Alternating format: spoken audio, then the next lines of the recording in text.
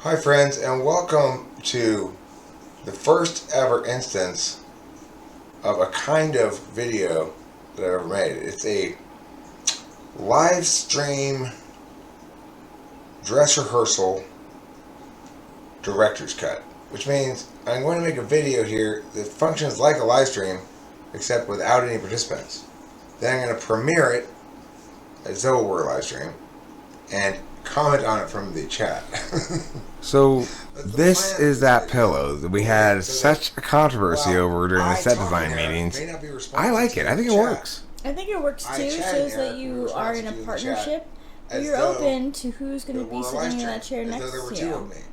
I'm open to. I think that says you can wear plaid. Thanks, Rachel. Thanks for the time. I think so too. You could also, and Kitty didn't take that spot like you said. Well, you'll note it didn't actually stay. It didn't make a lot of the film here. A video that's but kind of like a live stream. It was in the scene long enough to make a difference. Topics, I guess, but is not actually a live stream. Is that I have a lot of trouble staying on topic, or if there's something I really want to talk about, I don't tend to talk about it for very long before people in the chat have their own interesting things to say, which I tend to respond to. But in this video, I've got an agenda of things I'd like to talk about, and I really should have written it down first, but regardless, I think I can remember most of them on the fly. The first thing I want to talk about is Robin Williams, ENFP, and the movie Good Morning Vietnam. So, the movie overall, I would give it about a 6.5. And that's fairly generous. Well, I mean, it's a D. But the reason is because Robin Williams is intermittently funny in it, and he doesn't really. He doesn't fully understand all the FE stuff that you need to fully understand to do comedy right, frankly. He's improvised a lot of the stuff that makes it into the film. Supposedly they edited, probably edited his best bits or whatever. But I just didn't by and large find when he's doing his improvisational shtick, I didn't find that stuff more funny than not. And the parts that weren't funny I found cringy. So this is sort of an inherent problem I think that ENTP and ENFP, they're like, I find myself affording Robin Williams, probably because he's an ENFP, almost no slack, right? If there's anything that he does that it shows a little bit of a stumble on, I guess, expert intuition grounds, then I actively dislike it. It's not just I'm not impressed. It's that it makes me mad in some way. Like, okay, I don't like what you're doing with our function. Anyhow, sometimes he's quite funny in the movie. He executes good writing well enough. He's got a few good lines in there. But he needs to be edited and constrained all the time. You can also see the emotion in his face constantly. The FI is as shiny as the sun. And you really get a sense of how challenging it must be to try to be a comedian with FI tool function, because comedy can be a little rough and tumble about people's feelings. One of the things that comedians do, or one of the things that people do when they make jokes, is take things that people consider sacred and hold them up for ridicule as absurd. So that's going to hurt some feelings, and if your tool function is FI and you're always putting yourself in other people's shoes, then that makes me go like, well, probably you're going to have some emotional conflict over that. You're probably going to have to spend some time coming to terms with your feelings over this stuff that happened at work when you were just making jokes. In contrast, ENTP, I think, is so much more FE focused that that's not going to be a problem with him. But additionally, I would say that having FI as a tool function means it's probably more difficult for you to detach from your own stuff. As anybody who's ever created anything knows, it can be, there are occasions when you can fall in love with your own babies in a way that is not serving the aesthetic good overall. For example, when I write, sometimes I'll generate something in a piece of writing that is a particularly snazzy sentence. It's got a lot of snap and sparkle to it. And I think, wow, I'm snappy and sparkly. I almost invariably have to remove those sentences or change them because they're not serving the overall. They're doing some other purpose. They're serving to show off how fancy my writing styles are or something like that. So anyway, the second thing on my agenda, the first thing on my agenda, therefore, was Robin Williams, ENFPs, the challenge of ENFP comedians, etc. The second thing on my agenda that I've been thinking and talking about a lot is the importance of recognizing the cognitive functions in terms that make perfectly good sense to everybody. Things like talk about ideas is basically any, but it's putting information on the metaphysical plane. But we can just simply say it's telling. So they're tellers, the ENFPs, who use an interested calculus to normally and to optimally apply a solvency approach, and who most weakly listen to their subjective data. And that's where I'm going with this on to segue part 2 is subjective data in the listening to subjective data in the second I slot. said that was a good He segue, listens to or at least that it did subjective data in his segue, tool function, which but is really the it was a SI pretty tool terrible function. segue. And as I had discussed earlier in a live think stream, it's okay. I've been noting that what it means We to were listen talking about the movie, is not though. just to listen to something specific in an event-specific moment, but to be in a perpetual or ongoing state of receptiveness to hearing things. Now, obviously, those of us who use extroverted intuition high in the stack, or maybe other types as well, probably everybody to some extent is familiar with the experience of being so lost in your head that you don't notice something right in front of you until it's like, wow, I almost ran into that thing, you know? So that's an example of how if you are putting information, so if I'm putting ideas in my head, so to speak, and or questioning them, that's what NETI is saying things and then questioning things as my tool function. So if I'm doing that in my head, and I am hopefully considering networking factors as well to be optimally realized in that fashion, then I am most weakly listening to my subjective data about it. So I'm most weakly listening regardless of what else you want to say. And as a consequence, I'm not linking back stuff to my own subjective data. My dad, he's got that link back to subjective data listening in the receiving mode as a tool function. So he's naturally a solver. He's solving problems with the TEs, interfacing with dynamic physical systems. But his tool function is to link back to and remember whatever information is coming here, he's knowing or receiving information from his memory about what he knows that associates with this. And we just saw that in the movie we just watched because my dad would periodically during the movie say, can you mute it for a second or pause it for a second? Because, of course, for him, he's most optimally realized when he's not just listening to his subjective data, but he's also in the third slot telling it. So he's living his cognitive function stack there. Now the TE part is, I would say that wanting to watch Good Morning Vietnam is an example of FI. So why is it that we don't do very much with my dad? Well, because he's a TE Dom. So his initial frame of reference is interfacing with not people systems.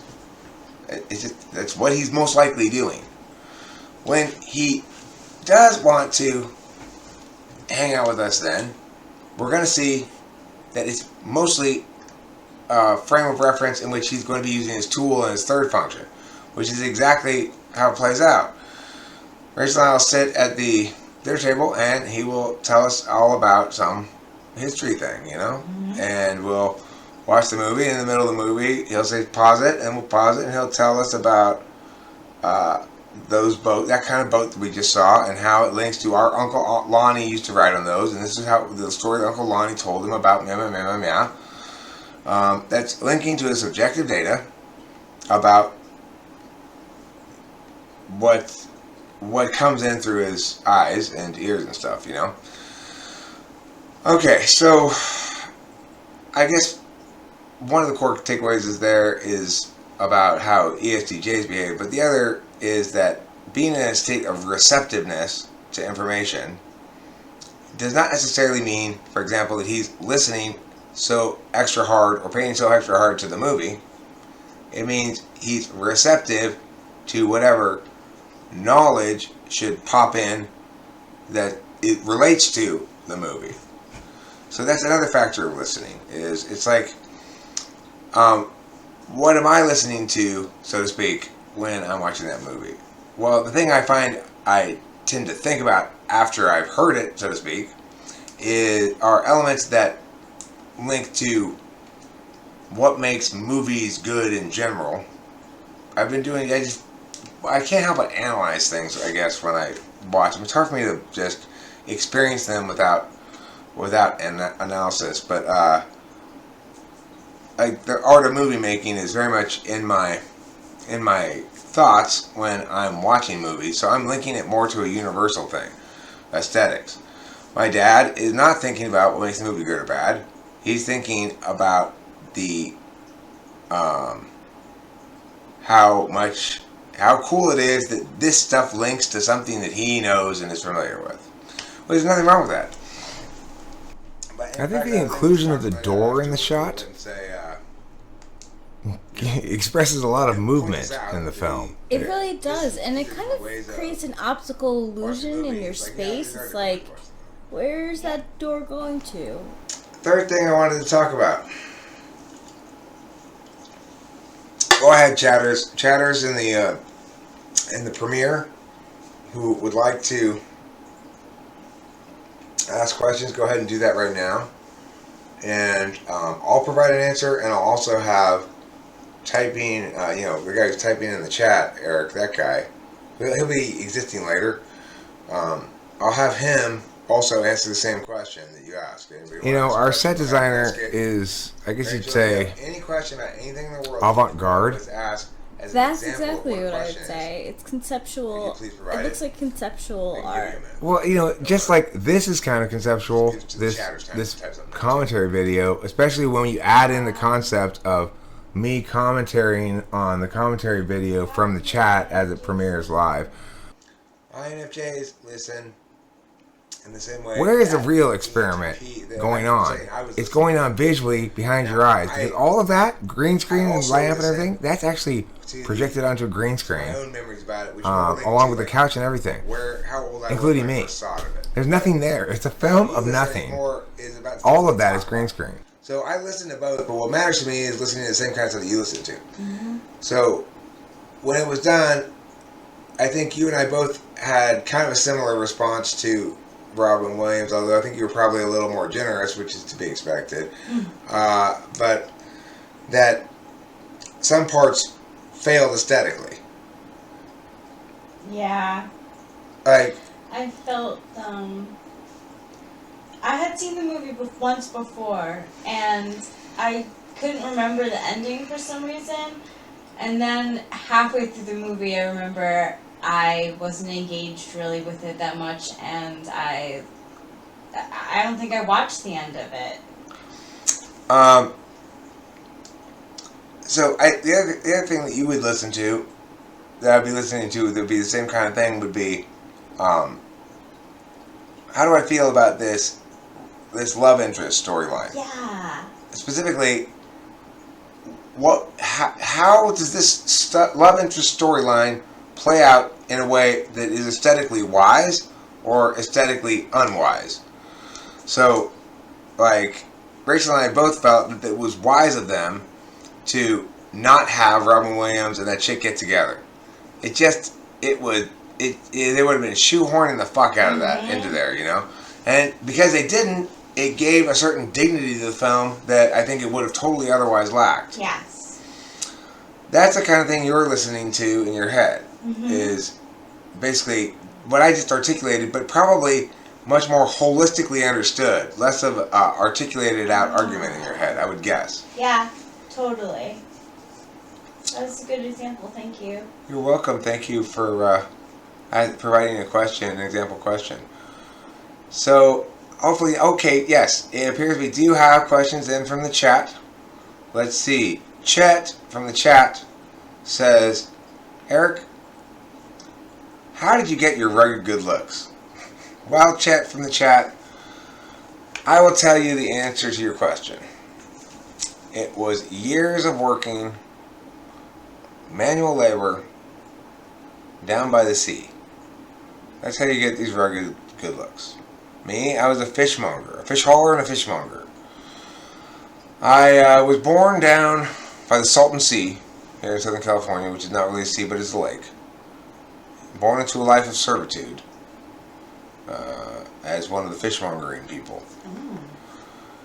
I spent, God, what was it, 70, 80 years there before I finally hit puberty and moved away. And that was about 30 years ago. Wow. And that's how I got my rugged good looks. You do have them, babe. Okay, thank you. I appreciate your affirmation of my appearance, Rachel. That makes me feel physically and mentally okay. Let's see, next question. And here's the thing I'm discovering right now, Rachel, is that you can never really appreciate someone's appreciation of you until you appreciate you're having appreciated their appreciation of you before, and have a chance to appreciate it again in retrospect in this fashion, and to concurrently express their own appreciation to the person who previously appreciated them, namely you. Aww. Thanks, Ben. Use a lot of stuff that looks like white marble, but probably isn't actually white marble. Try to get a fancy car and wash it a lot. Some people would say that's universally good life advice. I would say no. Here comes my father. That's the next thing that I wanted to include in this exciting life post. Hi, Dad. Okay, there is a potential alert, but it's north of whatever it is up there and east of Santa Anita. All right. Well, cool. So, but I'm saying that right now it isn't even an actual alert. There's just an advisory that's been issued by the city of Arcadia. It's an alert that they're considering issuing an alert. Right. Okay, good. It's a pre-alert. Okay, cool. Thank you. Thank you. We got fires. Yep, we got fires in here up in this. Up in the hizzy. Yeah. Well, actually, not in the hizzy, but in the sizzy. Well, actually, not quite yet in the sizzy, but in the Kizzounty, for sure. Yeah. I just It's like a city traveled away. all the way down. Yeah, Lord, it was born a traveling fire. The thing is, it's quite dramatic to look out on the mountains at night when they're on fire, and we got to see a little bit of the fire coming over to this side of the front of the mountains, because the mountains are like, you know, it's not like you have Los Angeles here, and then mountains, and then flat part over here again. It's like Los Angeles, then you've got mountains, and then you got flat part. Well, the mountains were back here somewhere, but now they moved here to the front. I mean, the fire. So you can see it at night. You can see it during the day, too. You can see this big sort of pinkish, bright thing during certain times of the day, anyway. Regardless, my dad informed me that tomorrow we're supposed to have some Santa Ana winds. Now, Santa Ana winds sometimes are quite strong, and sometimes they're not so strong. But with the heat, which is it's been incredibly hot. With the heat, and if the Santa Anas kick in tomorrow, and we get strong Santa Anas, we could see the flames that are currently right over there in Monrovia just whip across these mountains, basically, and consume the whole goddamn thing. Right now, it's the driest point of the year, the driest moment of the year, basically, because it hasn't rained since the rainy season last June or whatever, or May maybe, late May, sometime the latest possible time that it would have rained last is like early June. So it's been a long time since it's rained, and additionally, we've just had like the world record hottest days ever around here or something. At least one place around here set an all-time record with the heat. I don't, maybe more in the San Fernando Valley over there, but regardless, so it is just a tinderbox out there right now, and the extremely high, just general temperature means that any firefighting efforts, you have a much higher evaporation rate than if it were considerably cooler.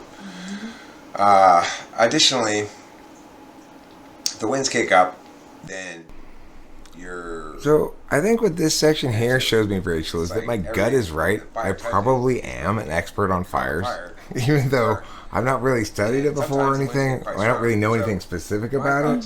But you can tell by the authoritative tone, I'm pretty much an expert on fires, I think. Well, you do have a Smokey the Bear shirt. This is the year that broke the world, they're going to call it eventually. But also an extraordinarily interesting year to be alive and to experience, and it wouldn't surprise me. Covering all the bases when it comes to fire, so I think you have every right to, make commentary on what's going on right now. Forest part of Los Remember, Angeles County going to San Bernardino County Hootie don't pollute. Was just burned completely down by a week from now. It wouldn't surprise me. If the Santa Anas kick up strong, would not surprise me. We see the biggest. It would not surprise me if the Santa Ana winds kick up to high Santa Anas tomorrow. If we saw in the coming week or so the largest fire in the San Gabriel Mountains that has ever been, that we could see the entire mountains, like, there's always been like burn areas, right, where you go through the national forest and it's all national foresty, and then there's a burn area where you see, like, for this stretch of area, everything's all blackened, right? Well, if things go wrong, then that will be the entire mountains up here, more or less, probably until the break in San Bernardino. Probably wouldn't get all the way into San Bernardino because it would have to cross too much lowlands. Then you get out of the mountains down into another mountain range, so it probably wouldn't cross there. But I would expect it to get all the way down to the eastern end of the San Gabriel Mountains and the western end of the San Gabriel Mountains if these winds kick up, because it's coming. It's already east of us. The winds are not necessarily one directional. They've been kind of swirling today, but I guess if they blew steadily steadily west, then it might not go any further east than it currently is, but we're already pretty close to the eastern edge compared to the western edge. So yeah, I am not predicting it, but I am sort of saying, heads up, this is certainly possibly going to be a big news story in the next week or two. If the weather doesn't cooperate tomorrow with the winds, if in fact we get these big Santa Anas like we sometimes do, sky's the limit as far as the amount of the severity and hugeness of this fire that we may be seeing. And I will also say that where it currently is quite close to where we are. Not like it's ever at any risk of burning our house because we're too far away from the mountains, but the air quality has been quite noticeably bad. Yeah. And both Rachel and I have felt, I think, difficulties, not exactly difficulties breathing, but just like your whole shit's like gunked up. It feels like gunked up,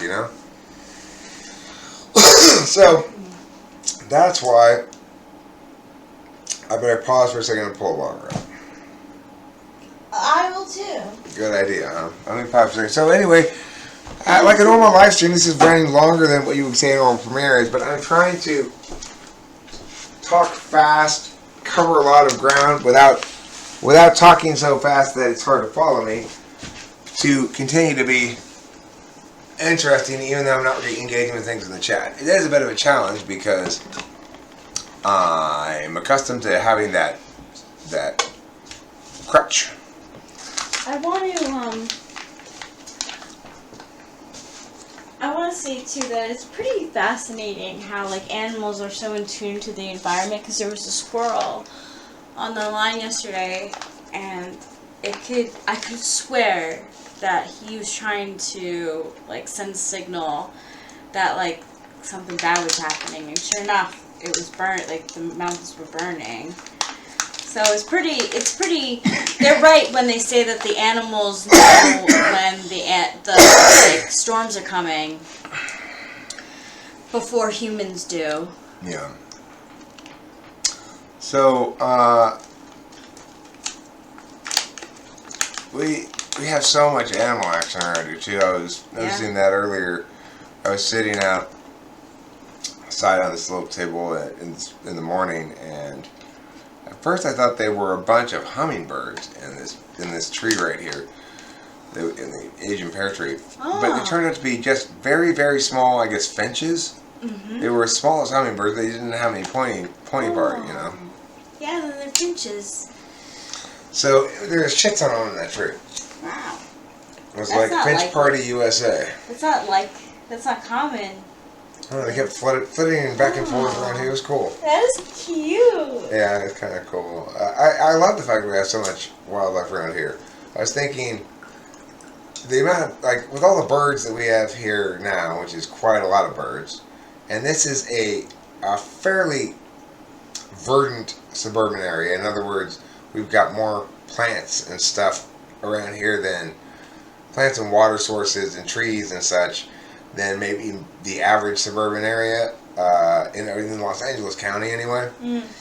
So that's part of the reason why we attract probably more birds than most places nearby. But I suspect everywhere around here has quite a bit of birds compared to some other places. And the main reason is nobody ever kills any birds anymore.